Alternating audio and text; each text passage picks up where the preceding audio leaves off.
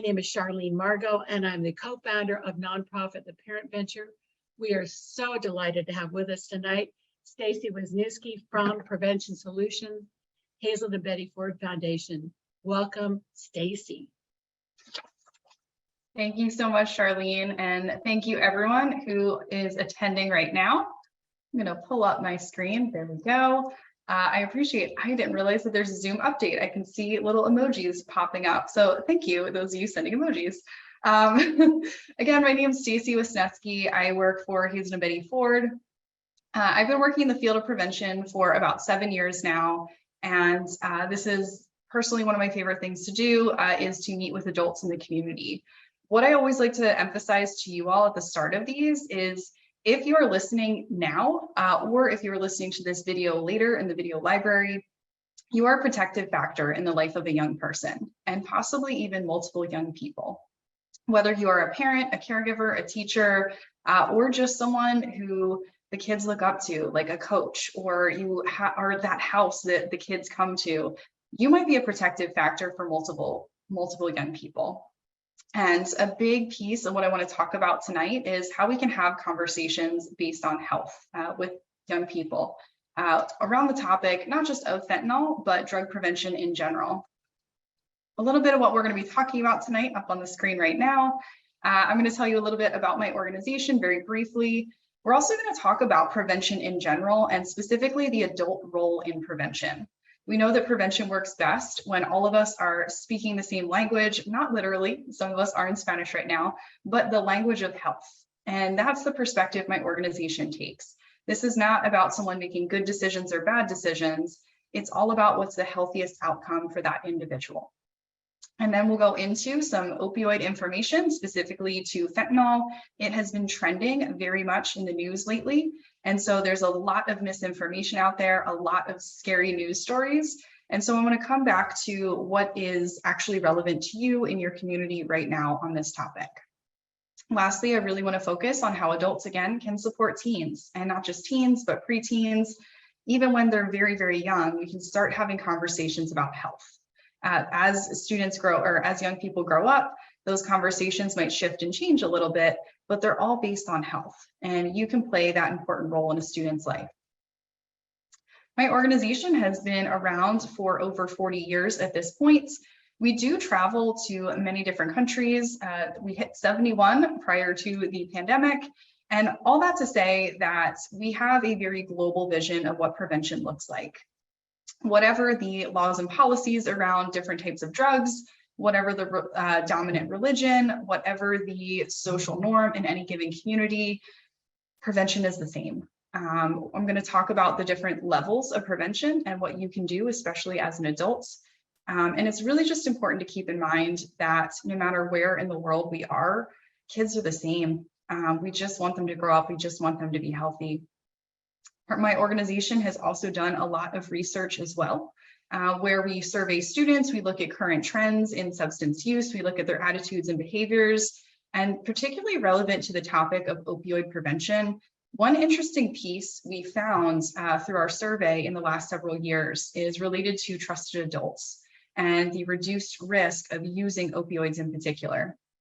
When it comes to alcohol, nicotine, and marijuana prevention, we know that there's a very, very strong correlation between having a trusted adult at home, whether that's a parent, a blood relative, foster parent, caregiver. We know that that's a link.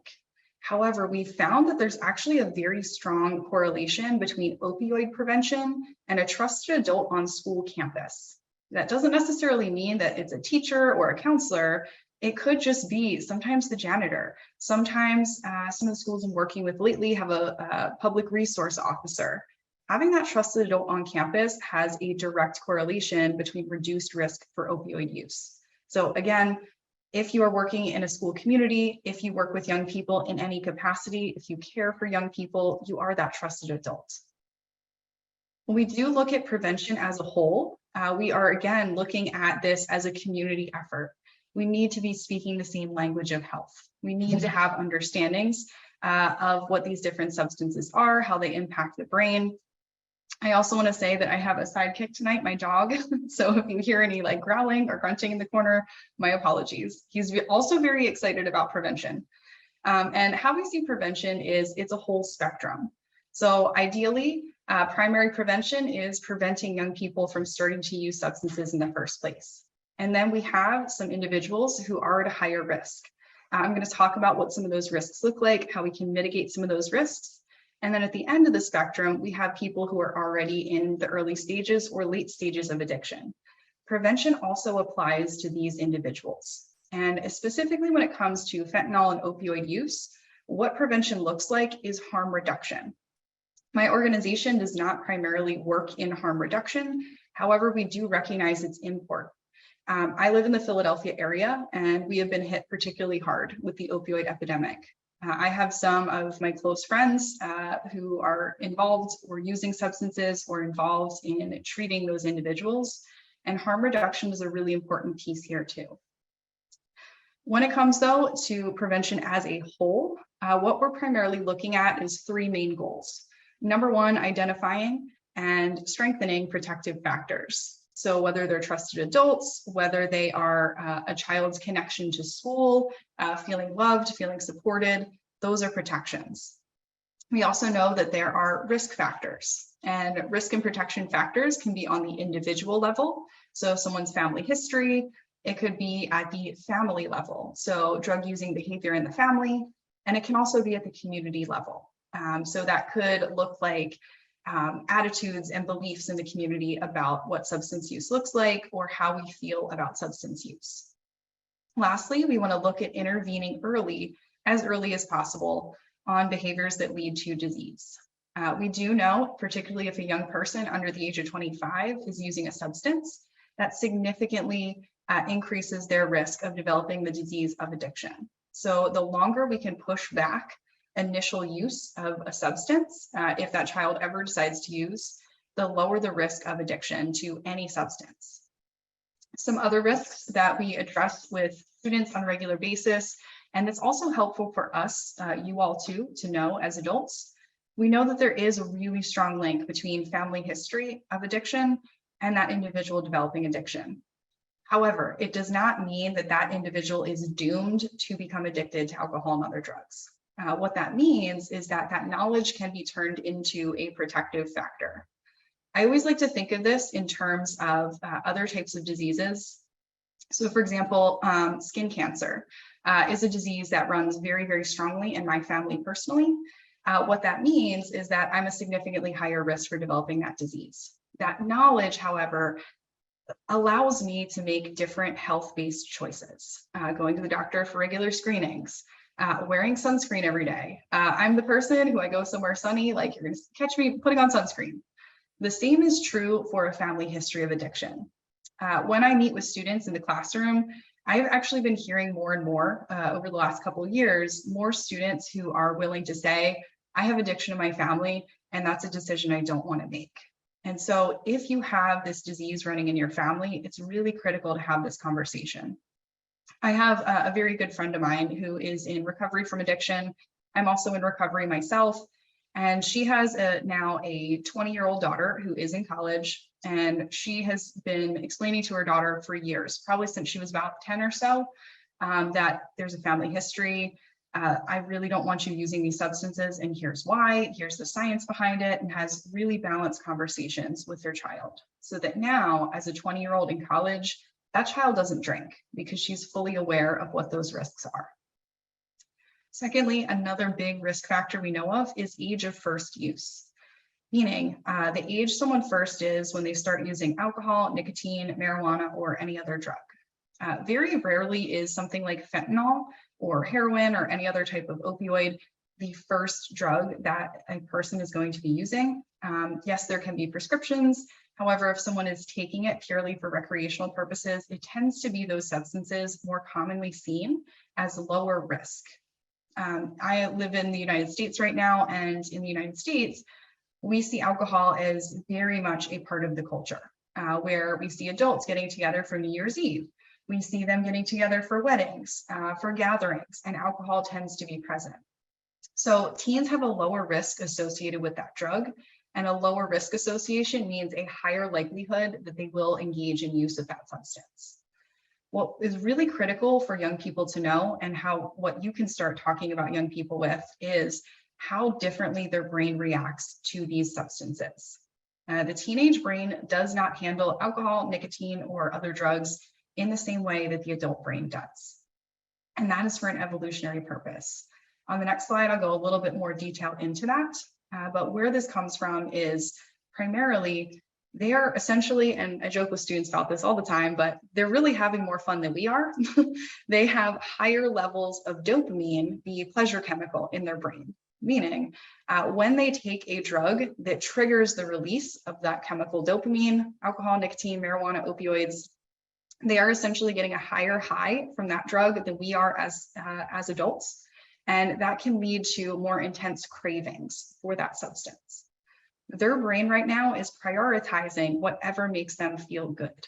If they find something that makes them feel really, really unnaturally good, that's what their brain is going to start going to. They are also more likely to develop tolerance more rapidly than the adult brain does. In the culture that I was brought up in, excuse me, I was always taught that it was healthier or safer for someone to hold their liquor or have a high tolerance. We know from research that this is absolutely not true. Having a high tolerance when it comes to alcohol or other drugs is actually not keeping an individual safe. Instead, that individual needs to take more of that substance to get the same effect. And that can be particularly damaging on the young brain and body. And another risk factor that I want to address tonight is also surroundings. What I mean by surroundings is not just physical, it's also cultural. How we see different types of substances, the risks that we see associated with drug-taking behaviors. In the US, in states where marijuana has been legalized, the risk associated with marijuana use among teens has gone down, and this is where we start seeing use go up. Currently, research is lagging when it comes to marijuana. However, we do know that the risk has been decreasing, and so that can be a problem. When it comes to surroundings too, this current generation is growing up fully connected to technology, and that's presenting a whole other challenge. They are seeing images of young people using alcohol, nicotine, other drugs on a regular basis. They're also listening to the same news stories that probably brought some of you today, where you're hearing stories of fentanyl overdose deaths. Overdose deaths are through the roof. All these terrifying images that we're getting, they are also getting those things. And so what this impact has on the teenage brain is they're saying, here's this thing up here that sounds super, super dangerous. I'm not going to go to that thing. I'm going to go to something that seems less dangerous. And a key point that we'll come back to throughout this webinar is that teens are not likely to start using fentanyl or other opioids. They're going to start using that drug that they're thinking, it's not that big of a deal. That they're getting messages about, whether it's through social media, through TV shows, or even through the adults in their own lives. We can have an unhealthy impact if we're also carrying with us this idea that you're teenagers, you're just going to drink anyway. That's what everybody does. That key term, everyone, is something I challenge us all to take a look at. If you hear a child ever saying everyone, no matter the context, they could just be saying, well, everyone in Pennsylvania, or everyone in this country, or everyone who votes for this person. Stop a minute and simply say, is it everyone? And how do you know that? You've effectively switched their mindset.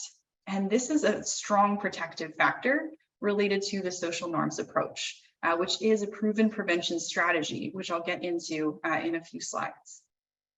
The teen brain right now is making a lot of decisions, and many of those decisions are based off of what they think everybody else is doing. And this is normal, this is natural, this is okay. Anytime I think about how the teen brain makes decisions, I think of my own mom telling me, if all your friends jumped off a bridge, would you also jump off a bridge? And I remember thinking and saying to my mom, absolutely not, I would not do that. Today I have friends who do that for fun. That's a whole other story. But the main point of all that is teenagers are socially driven. They are seeking to fit in, to define themselves based on the people around them. Again, that's totally normal, that's totally natural. However, that leads to a risk when it comes to peer pressure around alcohol and other drugs. Again, I'll talk about the social norms approach, but essentially it means that that peer pressure that young people are facing tends to come less from the outside and more so from the inside. Meaning they're thinking, I want to do what I think everyone else is doing. It might not actually be true, but it's still putting pressure on them. They are also risk-taking, they are pleasure-seeking, and all of these things serve to provide healthy connections in their brain as they get older. They are meant to take risks to figure out who they are as people, how they fit into the world, especially as they're getting into that upper school or high school level. They're trying to fit on their own identities. And so our role in keeping them healthy is to allow them to take those risks in a safe and healthy space. So encouraging them to try out for that new sport, or encouraging them to go hang out with some new friends with boundaries in place. So the most important part too to remember about the teen brain is they do not have a fully developed frontal lobe. The frontal lobe part of the brain is that part of the brain that helps us make these higher level decisions about risk and about future oriented thinking. So if you have ever sat a child down after they had gotten in trouble for something and they're sitting in front of you saying like, and you're asking them, why did you do that thing? And they're like, oh, I don't know why I did the thing. They genuinely don't know why they did that thing. They just had an impulse, they went for it and they jumped. Because that part of their brain that's essentially the braking system is not quite there yet. So what this means for us is that you play the role of that braking system in their brain. We know from research that having boundaries, meaning very clearly defined rules, and explaining where those boundaries come from can be highly protective for young people. As an example, saying, I expect you home at 9 p.m. because I care about your health and well-being. I expect you home at 9 p.m. because you have school tomorrow and I want you to feel rested, feel well.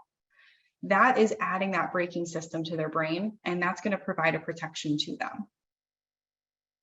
To go a little bit deeper into risks, and I encourage anyone to take a look at the full list of research-based risk and protections. Up on the screen, youth.gov is a US resource, but it is applicable to teenagers everywhere, where we look at developmentally appropriate risk and protective factors.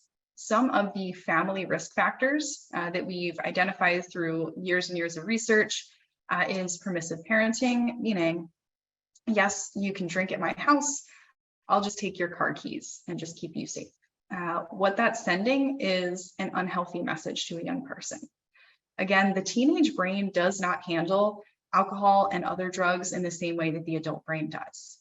If they're receiving the message of, it's okay for me to drink with my parents, it's okay for me to drink at home, they're taking that message of, it's okay, I can do this. Drinking with adults is not actually protective.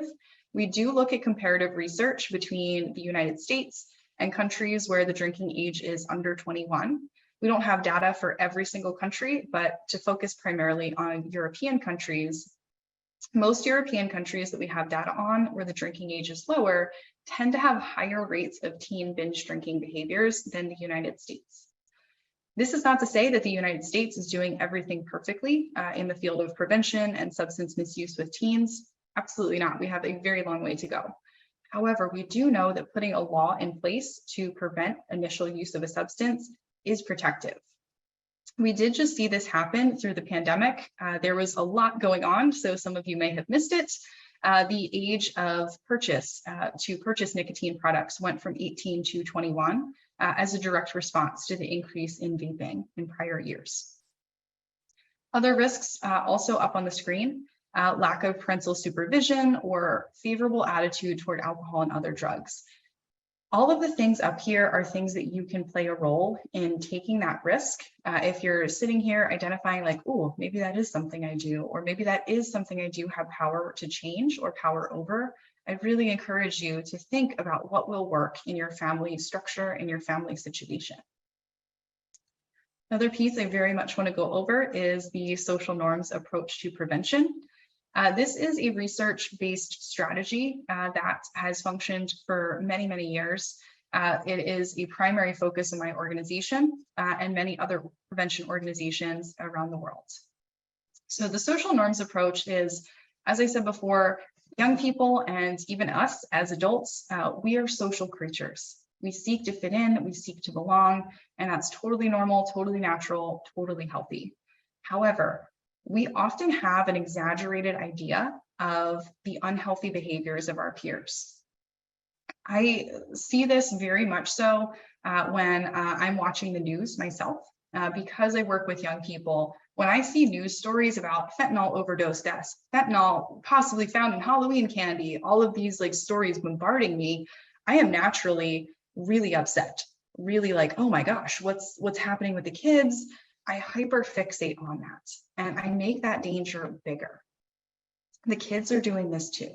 If they're receiving the message that when you get to high school, everyone drinks, when you get to college, everyone drinks, they are making that part of their reality. They are believing that this is what everybody else is doing, and they're envisioning themselves doing that.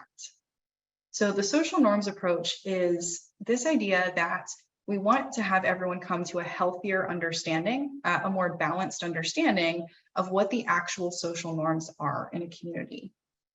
The fact is, when it comes to alcohol use among teens, it has actually dropped drastically in the last 10 to 15 years. Even throughout the pandemic, we saw use among young people dropping. This is not to say that there are not pockets or communities where use has increased. And this is where we're getting a lot of these news stories. When it comes to the COVID-19 pandemic, we really saw individuals kind of falling off on either side. What I mean by this is those young people who perhaps they had used alcohol or other drugs maybe a few times with friends, or maybe they had never used it all because of social isolation, because of all the structures in place, they tended to use less. And then the other individuals on this side who had a lot of risk factors already present, perhaps they were already using alcohol and other drugs in unhealthy ways, they tended to use more. And those are the news stories that we're hearing about. Think about the last time you may have heard a news story that said, hey, everything's just fine. Everything's okay. I don't hear that very often. You have to seek that out because our human brains are hardwired to look for what's dangerous and what's scandalous. We are trying to make it bigger in order to protect ourselves. That's happening for us as adults, and it's also happening for young people. With that in mind, I want to also then look at what are the current trends when it comes specifically to opioid use among young people. When it comes to opioid use among young people, this information is sourced from Monitoring the Future, which is run out of the University of Michigan. It is a fascinating website. I highly encourage everyone to check that out. It's freely available. They now have a function that you can, there's interactive graphs. When it comes down to opioid use among young people, it's actually gone down with 8th, 10th, and 12th graders. I actually edited this slide earlier today. I used this slide in 2019, and I had to change all of the numbers significantly lower. What that means is teens are using these less, and those news stories that we're hearing about are actually, it's not that we should be like, ooh, all right, we're good. They're mostly people in their 20s and 30s who are experiencing a lot of the overdoses and deaths related to fentanyl and other opioids. What this means for this webinar, for you who are working with young people or have young people in your life, is everything you're already doing for prevention, keep doing that. We can absolutely have conversations about opioids, about appropriate medication for young people, but everything you're already doing when it comes to having healthy conversations, staying connected between you, your child's school. If you are working in a school, staying connected with those students who seem like they don't have those connections. That's what's going to prevent further substance misuse. When it comes to what are opioids, the term opioid encompasses synthetic and natural excuse me, drugs that are depressant drugs that primarily impact the central nervous system. So they're depressing or slowing down the functioning of different areas of the brain. You may have already also heard the term opiates. There's a lot of different terms for these substances. These substances come from the opium poppy plant. I often have to calm down middle schoolers who are saying to me, will I get high if I eat a poppy seed bagel? No, absolutely not. So that question might come up if you bring up this topic with young people. When it comes to what these substances do is they are triggering the release of dopamine, that instant gratification pleasure chemical that's released with other drugs. And they're also chemically similar to endorphins, the body's natural pain relievers, the body's natural almost feel-good chemicals. And so these can lead to a very rapid sense of euphoria, and especially for a young person who's at a higher risk, meaning maybe they're not feeling connected at home or at school. Maybe they're not feeling confident in themselves. Maybe they are part of the LGBTQ community. They're feeling isolated. They're part of any other minority community. It's not being in a minority community that puts someone at risk. It's how that community is treated in the dominant community. So all of these things can contribute to someone's risk for first using and then continuing to use a substance. When it comes to fentanyl itself, it is a synthetic opioid, meaning created in a laboratory. It was originally created with the intention of aiding in medical procedures. It is still currently used in hospitals, still used in veterinary clinics. Since the 1960s, it has been used fairly widely. It is very, very potent. And that is what is the main concern about fentanyl. So fentanyl has existed for a very long time.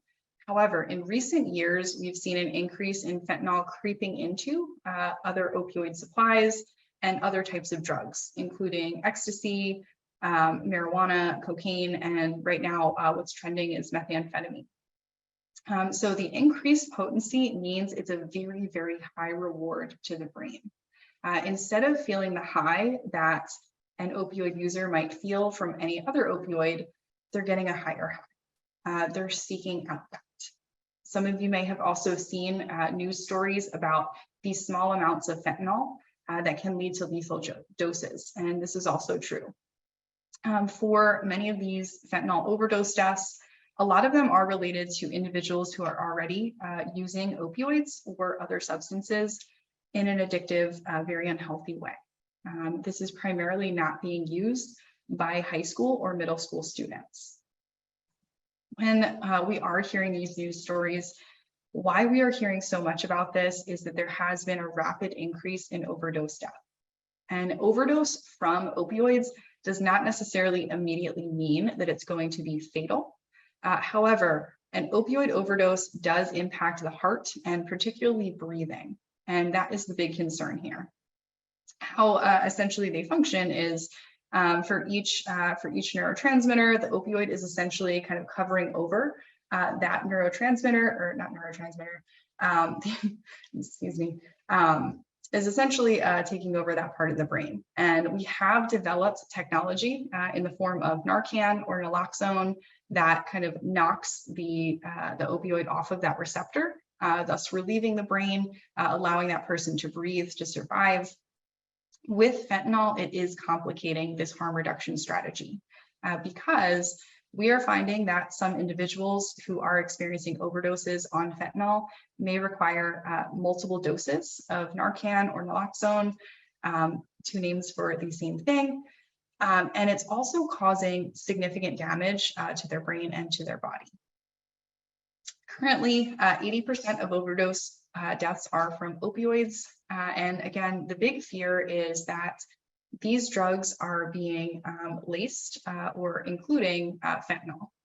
So about half of opioids have been found recently to be laced with fentanyl. Overdose deaths, did increase during the COVID-19 pandemic, again, for those individuals on that higher risk end of the spectrum. If you are someone who has an individual in your life who is currently using opioids, who is in recovery, this is an opportunity for you to engage in harm reduction strategies. I have a link at the end that I'll share during the Q&A section for a national organization where equipping yourself with naloxone, Narcan can be really, really helpful to that individual. However, most of the young people that we are working with, again, are not using these substances. What we still and will consistently need to focus on are these drugs. These drugs. The drugs that young people do not see as having a high risk associated with them. So the students I've been working with this year in particular are also asking about fentanyl, and most of them have a very vague idea of what this drug is. They're hearing about overdoses, they're hearing about people using needles, and some of them are absolutely horrified. And I very often ask them, do any of you think that this seems like a really good idea to go out and use this drug? And they're like, absolutely not, because there's a high risk associated with it. However, I ask those same students, raise your hand if you know someone who's vaped today, or you know someone who has smoked marijuana, and the hands start to go up. What this means for us is to prevent opioid overdoses, to prevent fentanyl use, to prevent any of this, we first have to start with those substances that are more commonly seen in young people's lives. Not every single student who starts using alcohol, nicotine, or other drugs will progress to opioids, but those individuals are at a higher risk. And there is specifically a correlation between alcohol use, specifically higher risk or binge drinking behaviors, and other drug use. In the US, and when I was growing up, I very often heard this idea that there was such thing as a gateway drug. And I was always told that marijuana was that gateway drug, where you use this drug, something clicks in your brain, and you go on to use other drugs. We found that this is not necessarily true, especially for adults. If someone delays use of that drug until their brain is more fully developed, they are less likely to use other substances than someone who is binge drinking, meaning 5 or more drinks in a 2-hour sitting. We are also seeing this pattern with young people. In the data that we collect in schools, those individual students that we see who are using things like cocaine, ecstasy, methamphetamine, or heroin, or other opioids, they are what are considered higher risk drinkers.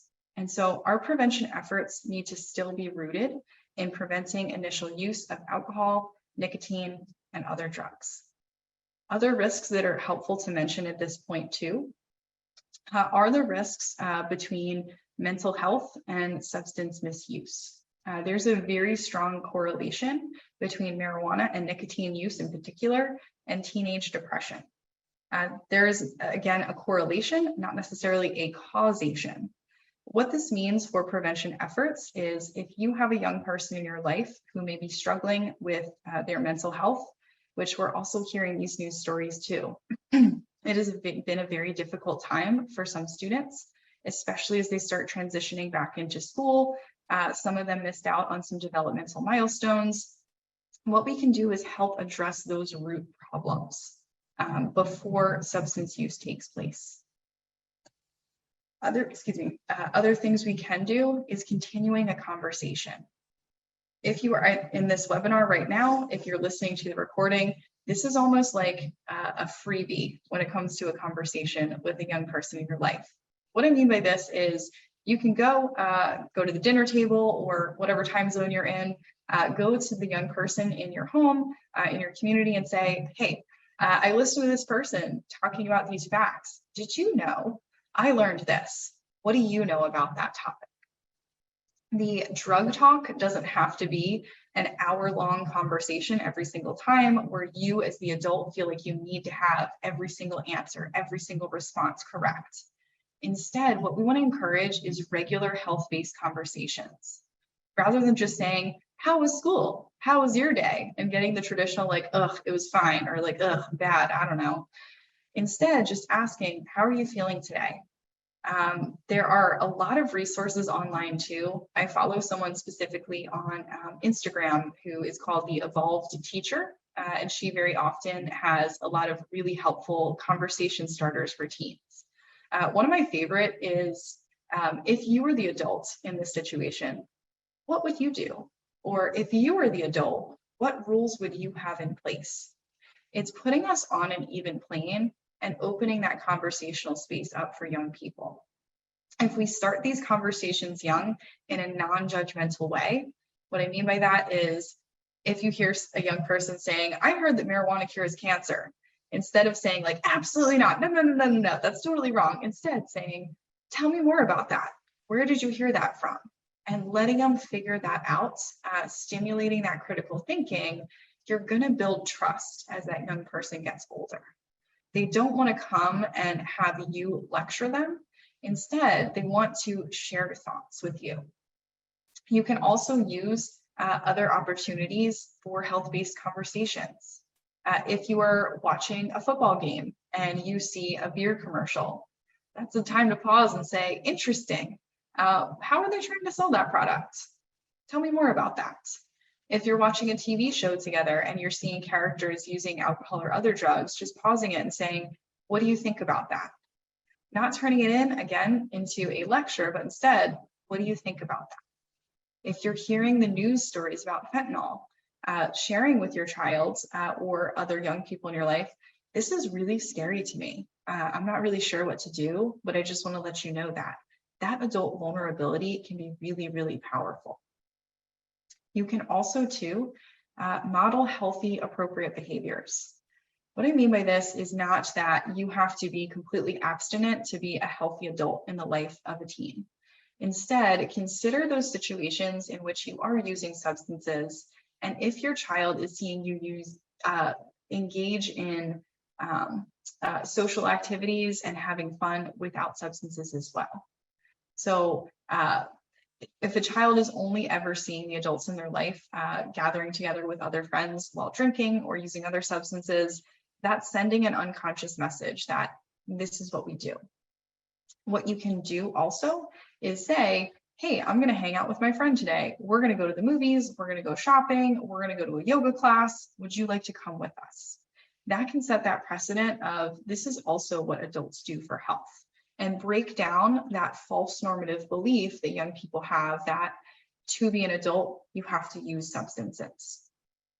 You can also continue conversations, connections between yourself, the school, any other adults in your child's life.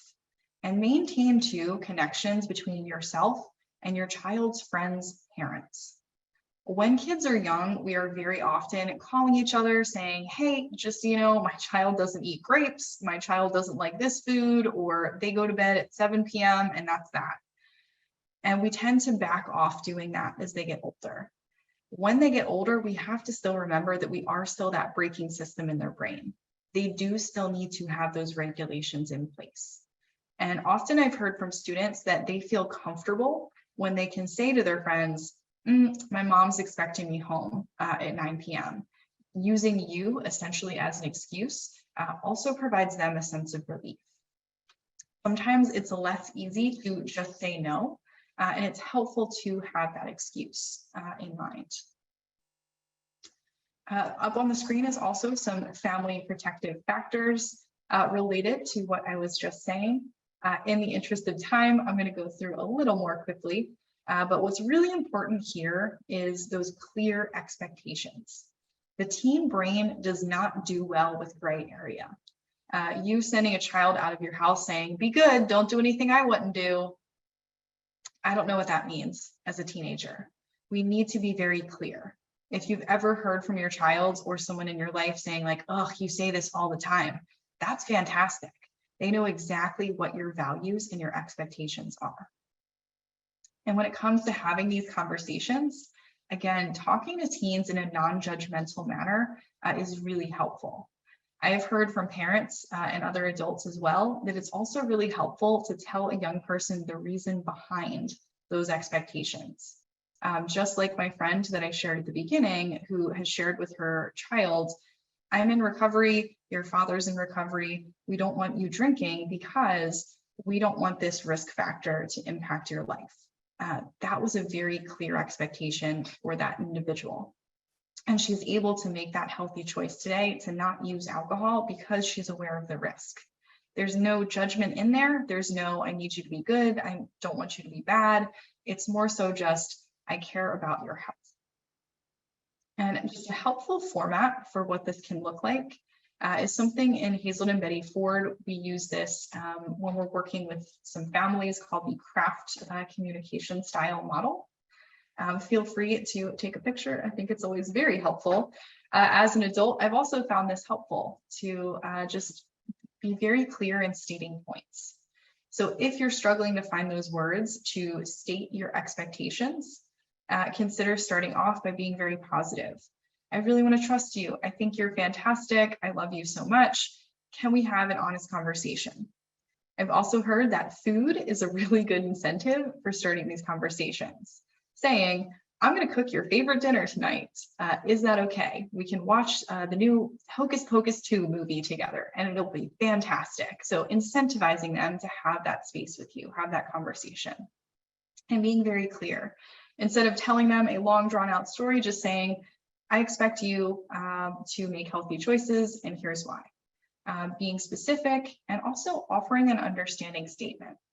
Sometimes we undervalue what teens are saying because we're trying so hard to teach them something.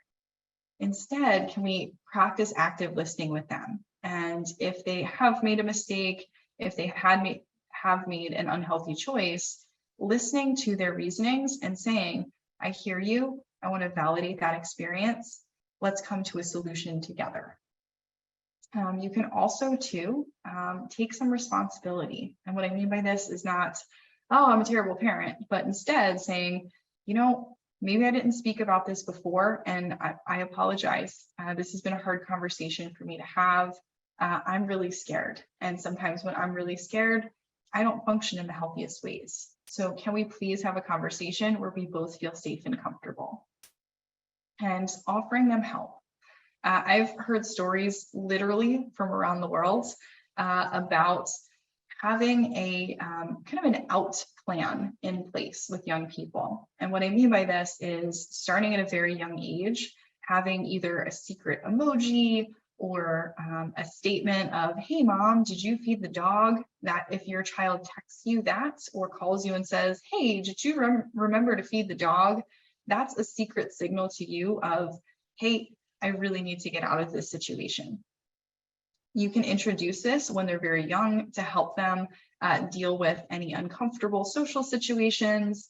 And that can then translate as they get older into, hey, I'm really uncomfortable. There's people around here who are drinking and I don't want to do this.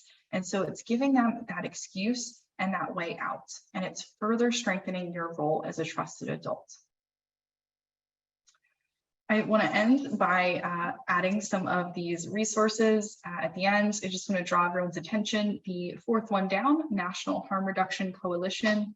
If you have an individual in your life who is actively using opioids and you want to show up in harm reduction sense, provide them with a safe space or be prepared with Narcan training, understanding how to reverse opioid overdoses. That's a fantastic website to start with. And the bottom piece here, Common Sense Media. I did speak about this throughout and make references to social media and other media impact on young people. This is a really great resource that has a lot more resources for parents about healthy things to watch together, helpful ways to have conversations with young people. And you can always find us as well at hazeldenbettyford.org/prevention. And I'm going to pause there so we have time for questions. Thank you all so much. Well, thank you so much, Stacey. That was really fantastic. Great advice for parents. Just said so clearly and calmly. I love your emphasis on those short conversations where you really are getting some shared space and asking lots of questions rather than telling. Really great advice. So, Stacey, do you want, oh, we're going to leave that slide up for a minute, give people a chance maybe to take a picture, and then we'll put it down. So here's a question that, obviously has parents really nervous. We're hearing that kids can buy fentanyl in pill form off of social media sites like TikTok and Instagram. A, how do they do that? And B, how in the world is a parent supposed to know if they're getting something that's safe or not? That is a really good question. Thank you for bringing that up. So this is also some of the impacts of the pandemic. Is it restricted where people were able to access substances from? Historically, the internet has been a place where individuals can find, essentially on the dark web, just secret holes that I don't even know how to get there. But there are ways of accessing that. Absolutely, some young people are accessing substances through Snapchat, through TikTok. And this is an opportunity to talk to your young people about internet safety. And so what I mean by that is talking to them about who they are connected to. Making their accounts private is something that can be helpful. Talking to them about the risks, and again, sharing your concern of, I am scared for you. I am really nervous about this. We can also, something pop up. We also want to have those conversations, about just who they are connected to. Social media itself is not always all bad. I think there's sometimes this tendency to see like, oh, they're all on TikTok all day. As someone who uses TikTok myself a lot, I really like TikTok. And so it's helping them. It's kind of an extension of helping them define who they are as an individual. Yes, I did see someone share too. They can scan QR codes. They can find this.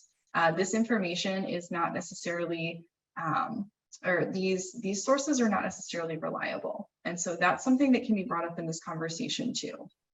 I often say to students, like, what is the drug dealer's main goal? And their goal is to make money. It's not to keep their people safe. One of the other harm reduction strategies that you can find through National Harm Reduction Coalition is fentanyl test strips. They can test if fentanyl is present in different types of substances. However, any type of substance that's purchased through an unknown person, even through someone that an individual knows, can also be dangerous. And so you can have a conversation about that as well. All right, and Stacey, all over the news, there are pictures just like you shared tonight of rainbow fentanyl. Are those drugs really just marking the potency of the drug, or is it something new that's designed to entice kids like vapes that are in candy flavors? Thank you for bringing that up. I did specifically have a picture, and I forgot to mention that. So rainbow fentanyl has been found coming into the United States, especially. And so this is not a new tactic for drug dealers. So historically, people who are selling or manufacturing drugs do like to mark their product. If we think about things like MDMA and ecstasy, those are also traditionally candy looking products that have different, sometimes even cartoon characters stamped on them. The intention is not necessarily to entice young people. It's more so to mark their product. However, if they are in the hands of a young person, they may mistakenly ingest that. I've also seen some news stories. I was on the internet today looking this up, concerns about finding this in Halloween candy. If you're somewhere, so first and foremost, I just want to bring up and remind everyone, in the 1980s, we were scared of razor blades in our candy. We put in some stuff in place, kids were safe. So we are not likely to find these substances just handed out into candy. So if you are concerned about this though, I would still practice your regular safety tips, like accompanying your child if they're going around the neighborhood, or just briefly looking at their candy. There is not a very significant risk, or any risk really that I'm aware of drug dealers putting this into candy. Instead, the rainbow fentanyl is just another marketing tool for people who are already using this product to say, oh, the blue one was really nice. Let me find the blue one again. So do those colors represent potency, or is there some other reason they're marked by color?